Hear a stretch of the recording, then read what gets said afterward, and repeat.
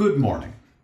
Bobby, what is the equation for average acceleration? Flippin' physics. Average acceleration equals change in velocity over change in time. That is the equation for average linear acceleration. Now let's introduce the equation for average angular acceleration.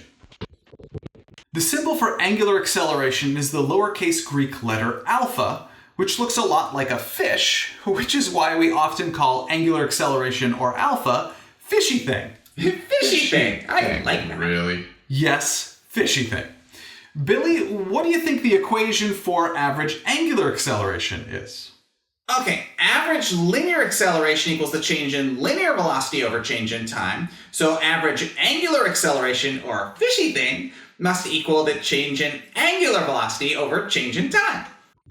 Correct.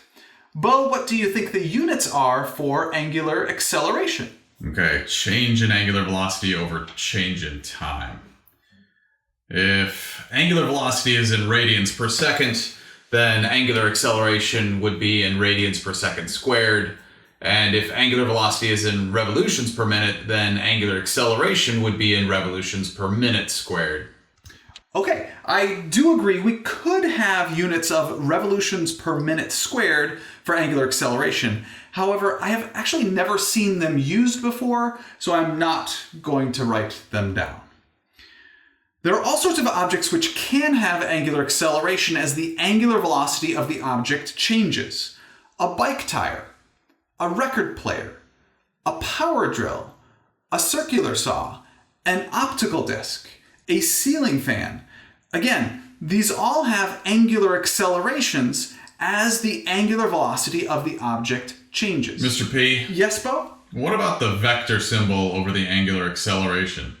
You have not talked about direction at all. Right, you asked about that last time as well. I will say again, be patient. We will talk about direction at a later time.